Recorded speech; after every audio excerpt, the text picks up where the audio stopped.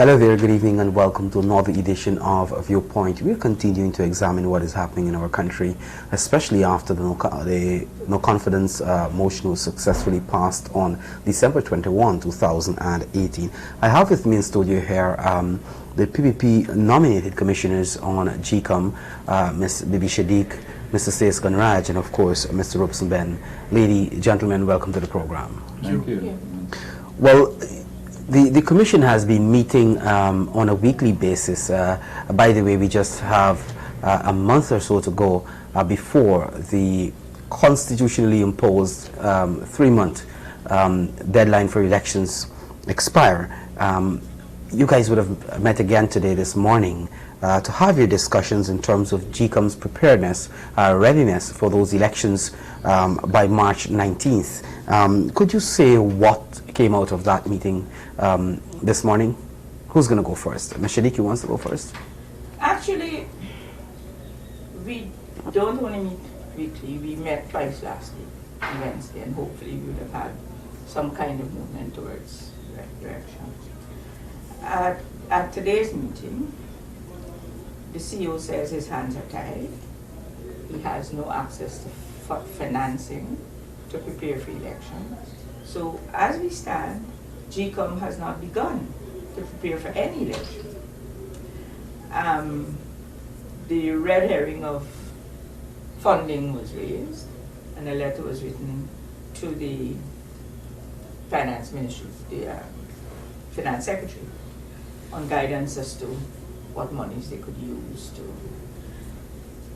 whether they could use the household's money or whatever it is to run elections. And the finance secretary, quite rightly, told GCOM and wrote a letter that once the money is allocated to GCOM, the finance ministry cannot amend or do anything with it. Any amendment has to go to the National Assembly.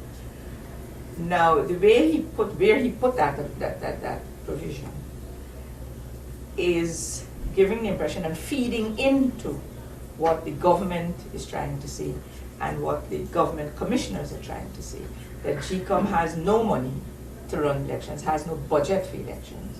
GCOM has a budget to do their normal work for the year, and GCOM has a budget for households registration 2019 and no other monies. And so the CEO says his hands are tied. He can't proceed to do anything to prepare for elections because preparations for elections need financing.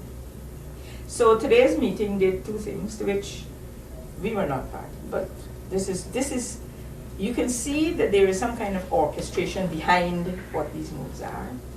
And we've been saying this since we started on the 22nd of January, that the aim is that GCOM, even though it's a constitutional agency, would like to ignore that there is a constitution that is saying certain things and just hold the constitution ransom. 2 motions were passed to inform the president, first, that GCOM cannot hold elections in the 90-day period beginning from 21st of December, and a second motion to inform the president that in order to begin to prepare for elections, they need appropriation of money. Now, those 2 motions were passed by 4 votes to 3. Our commissioners, but my point is we have the money. We don't have to ask them to appropriate money, but of course they are understanding, they refuse to believe that the money that is appropriated can be prioritized by GCOM to do. So that is, a song that is being sung by the other side all the time. And that they needed to inform the president that they can't hold these elections. Well, I said I'm not party to that because I've always believed that GCOM should be ready to hold elections whenever elections are called and chosen. Mr. Ben, I know you have some strong views with regards to how the commission has been operating, since this no confidence motion was passed. Well, we all have very strong views. I've held the view and I continue to hold the view, and I'm sure any subsequent perusal of the GCOM minutes of the commission itself and records in the of the Secretariat, it will bear out what we've been saying. That GCOM Secretariat is complicit in an overall grand strategy, don't call it grand, strategy to delay and to not have elections held on March 19, 2019. That they are receiving and following directions, suggestions, orders, mandates related to a partisan interest, which in my view accords with the government's interests. That the placement, the position, the fact that we have had Justice retired James Patterson in the position as chairman of GCOM, and we may recall the disagreements and the surreptitious way in which he was appointed, all falls along the line of having situations where the positions related to the governance side, a partisan position, is being carried out in relation to the operations of the Secretariat, in relation to the mandate and responsibilities of GCOM. We've had the votes, as Commissioner Shadiq pointed out this morning, 3 in fact, which first of all tells us in any event that we are admitting at GCOM that we have failed in our constitutional duty, our constitutional mandate and responsibility in respect of having the elections consequent on the vote of December 21st. Secondly, in relation to the question of appropriations, and I think Commissioner Shadiq did speak quite clearly to it, that once the funds are given to a constitutional agency in terms of its operations, and particularly given the fact that the vote of the 21st of December 2018 specifically mandates GCOM to conduct elections, to facilitate those elections in 90 days, that trumps every other activity that GCOM has to undertake, and that GCOM has to expedite to fulfill all the responsibilities and requirements to hold elections within those 90 days. That we have had delays, obfuscations, non-provision of information, to the point of not being to facilitate those elections as is required. And that the position where the Secretariat is saying that they don't know whether or not they're in elections mode, that they have been changing their positions in relations of the activities, that the elections timelines were first said that it could be done and we will fulfill our constitutional mandate. Then we heard that we needed 90 days for simply training our elections in themselves. Then it became 105 days, and then last it was 148 days. Yeah. I don't Then know it's 180. what it is now.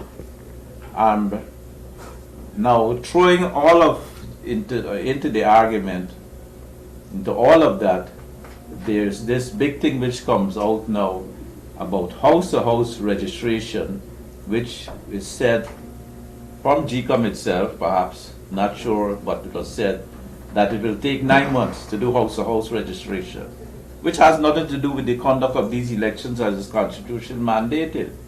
So the problem that we have and the position we are at, the impasse otherwise in terms of what GCOM could do, suggests that it has all gone beyond GCOM itself and its Secretariat, that the question of a meeting of the principals is the overriding issue along with the constitutional mandate, and that we have to have intervention, external interventions by the foreign representatives here in Guyana, by interventions and recourses made to international agencies and other countries to help in this situation, where we've gone back to the position of 1990 and 1992, where it was only after mounting international and national pressures that changes were made to have a adoption clear adoption of democratic governance principles in Guyana to have free and fair elections in the country. And we are back at that point again, unfortunately. Says. Eddie, my colleagues have both said a mouthful, but recent events in general, but more particularly the events of today, that is to say the motion, the two motions that were voted upon by the Commission, are not unexpected. Since, and to put this contextually, since the passage of the no confidence motion on the 21st of December 2018, certain actions ought to have flowed out of necessity because of what is stated in the Constitution, the prescriptions of the Constitution. An election must be held within 90 days. We've already had a ruling by the Honorable Chief Justice insofar as it relates to the status of cabinet. But what we have today is basically the culmination of a series of excuses, non-action, and various other dilatory tactics by the Commission, the Guyana Elections Commission, of which we are a part, but by the Secretariat as well. You'd recall that the motion was passed on the 21st of December.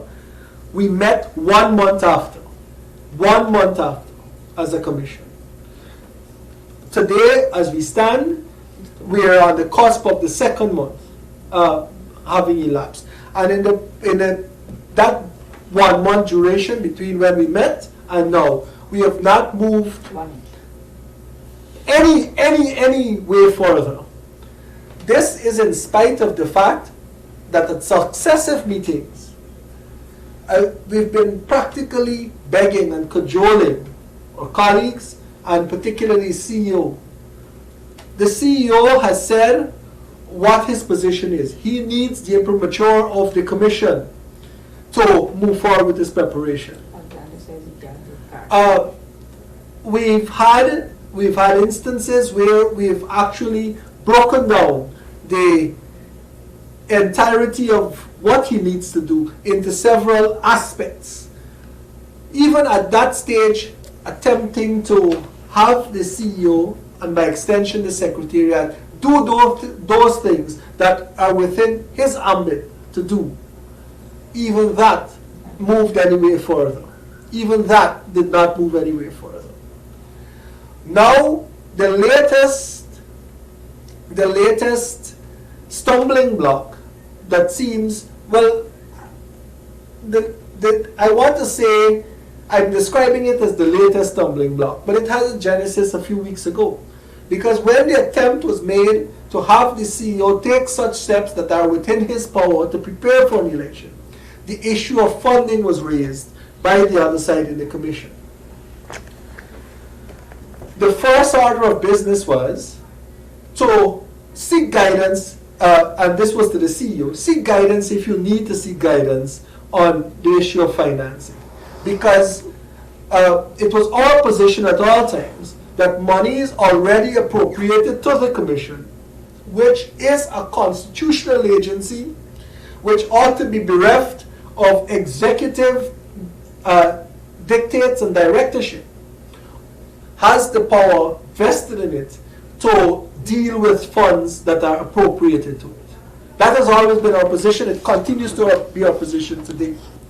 This was actually borne out by the guidance provided by the Financial Secretary that funds, and mind you, the current administration beats its chest and says out there publicly that we have made, when we came into office, GCOM a non-budget agency, an independent agency, as it ought to have been under the Constitution, etc.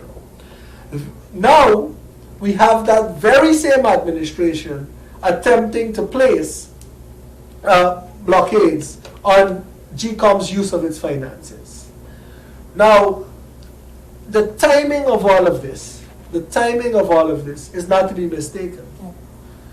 You'll recall that there was a ruling by the Honorable Chief Justice on the 31st of January, which has been appealed, and there is an application for a stay of the effects or the government's perceived effects of that ruling. But I want to say this here loud and clear.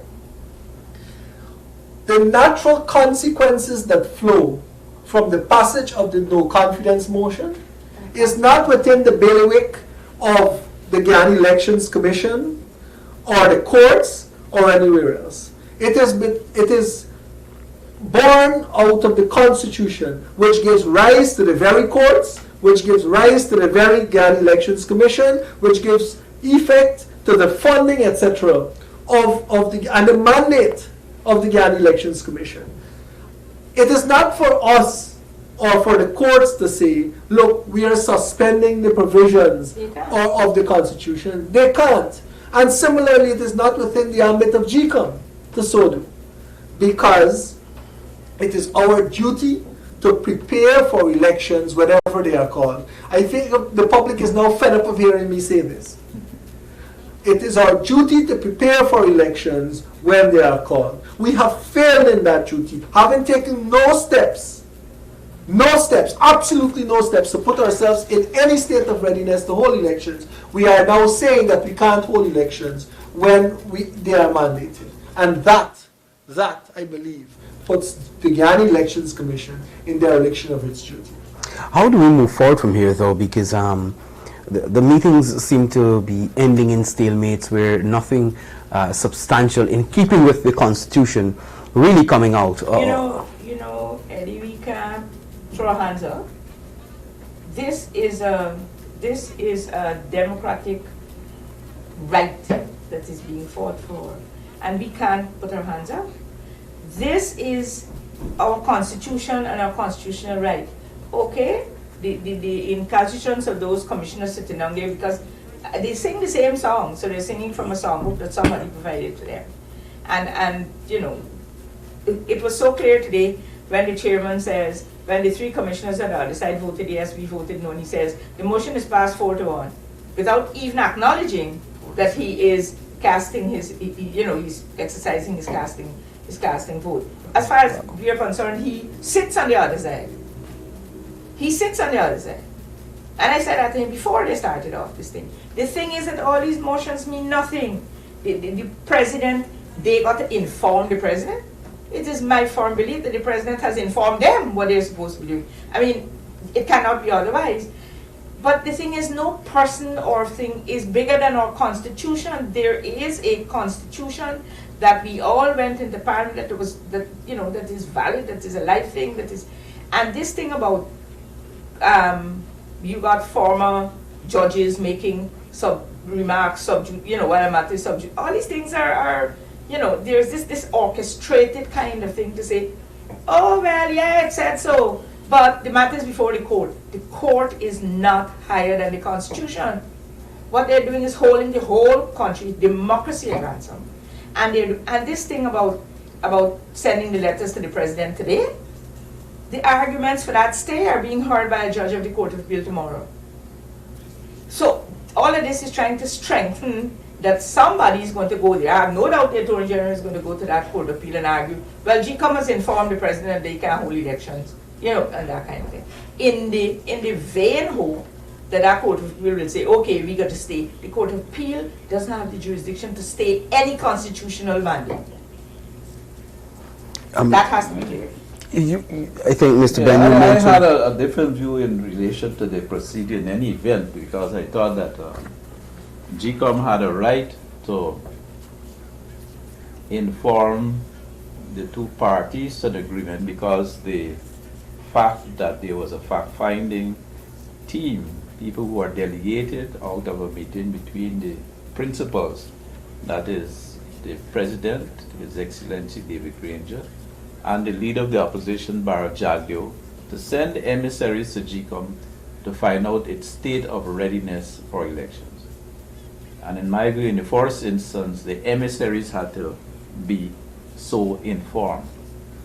All of that said, and of course there's, after all of this, that there's no surprise in the way that the voting is coming or is happening, given the way the chairman himself has made himself available for meetings of GCOM in a time appropriate for the holding and the conduct of the elections, and also in respect of the way he is voting. One has to look behind all of this, that beyond the partisan outcomes in relation to which the vote, as the voting occurs in the way it's happening, with involvement of the chairman only on one side. And secondly, one has to be able to try to discern whether there are personal reasons out there behind all of this, which is the reason that these things are happening. Self-serving. It couldn't be only partisan reasons, but there may be self-serving reasons in relation to this problem and this issue. And that puts us perhaps in greater danger too, when these two things conjoin themselves and are realizing in us having these results. But all of that said, GCOM has failed in its constitutional duty in relation to its mandate, the results, what is happening, and to use a word of the chairman that I'm happy to use in these circumstances, sordid. The whole affair is sordid, and we have, again, as I've suggested, to go out in all the media, in all the world, to the international agencies, to the embassies, and have a full ventilation of the facts, of the procedures of what has happened, and to call on help, to call again for help as was done in 1990 and up to 92, to have the reestablishment of democratic governance in Guyana as a result of free and fair and internationally verifiable democratic elections. But let me ask you, you mentioned twice the intentions of engaging the international community. We've seen statements coming from the EU representative here. We've seen a statement from the UN representative here. Has any one of these agencies, the ABC countries or so, engaged GCOM so far? Today, we saw a letter issued from the Embassy of the United States of America, dated the 6th of February, addressed to the chairman of the Elections Commission, asking for an urgent meeting with the chairman and the commissioners of GCOM. We saw that letter today, the 19th. 2 weeks later. And the chairman says he doesn't have any reason to offer why we know only sitting here. Wow. But However, a meeting is being arranged, hopefully sooner rather than later. Belatedly, because Well, sooner if rather you than don't- later, because the fight cannot be over. Nothing is belated right now.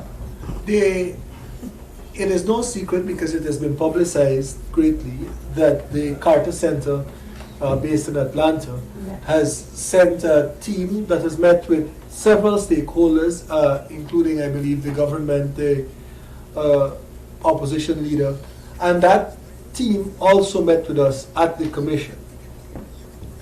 I am also aware that a few weeks ago, in fact, this was publicized in the media as well, a team comprised heads of mission, I believe, the U.S. Chargé d'Affaires, it could have been the other ABC persons, met with the CEO and the chairman.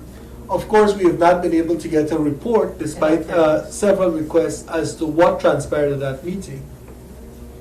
I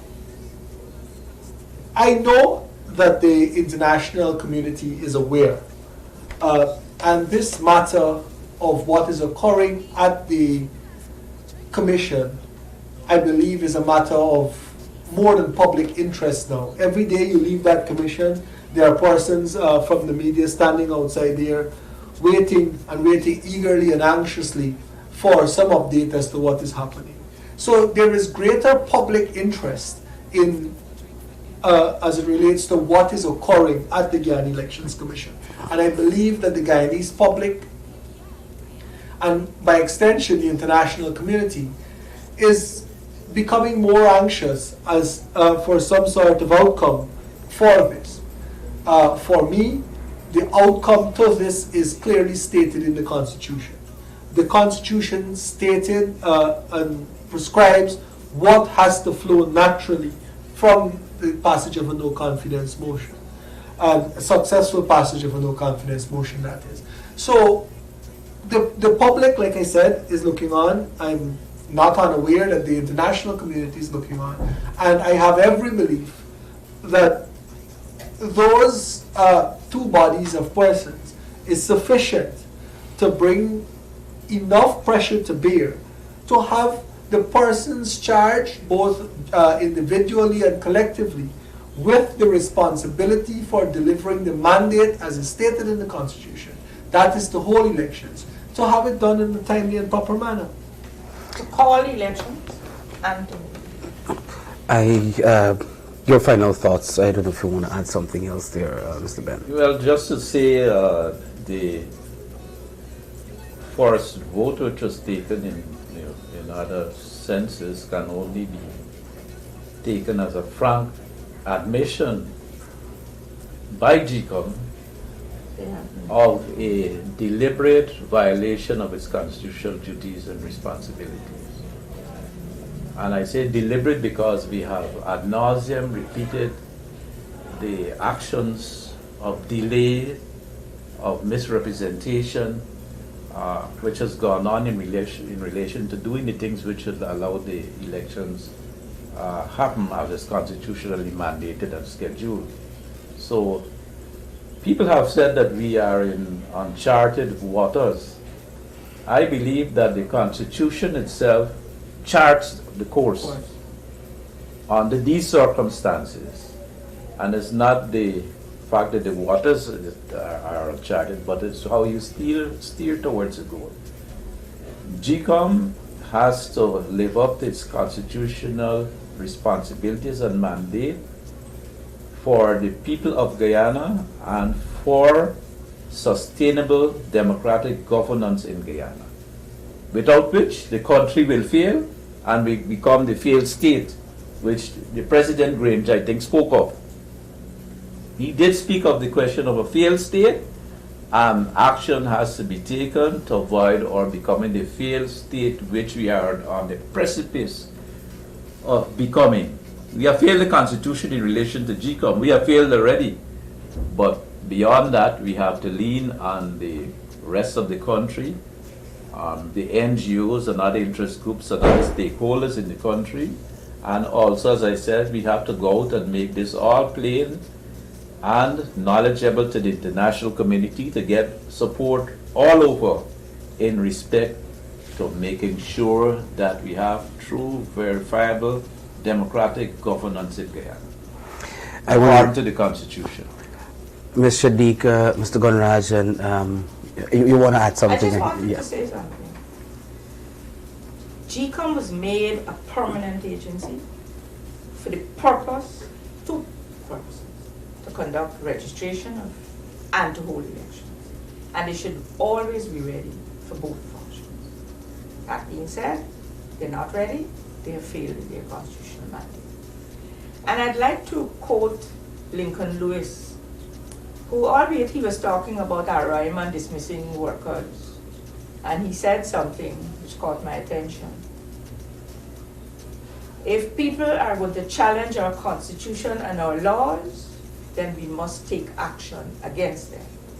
And I hope that with equal fervor that Mr. Lewis wants to take action against Araima, with equal fervor, there are Guyanese who value democracy, which seems to be held ransom right now, to take action against those agencies and persons who are challenging our Constitution and laws of this country. Ladies and gentlemen, I want to thank you very much for joining me this evening. Of course, our discussions were centered on preparedness for elections. There seem to be deliberate attempts and efforts on the part of GCOM. Of course, very clearly, directions coming from outside of GCOM to have them, do all sorts of things to delay and stymie any preparations for elections which are due at least by the 19th of March, just a month and a few hours, I think I was saying earlier, to go. So we're going to continue to keep you updated as to what is happening in our country with regards to all the constitutional issues and the fact that we are, like you rightly said, we're heading with full steam to a constitutional crisis if this government the president doesn't take the necessary actions, and of course GCOM doesn't fulfill its constitutional mandate. So I want to thank you very much for joining us. We can be back here to continue to update you with what is happening. And again, thank you very much for being here. Thank you.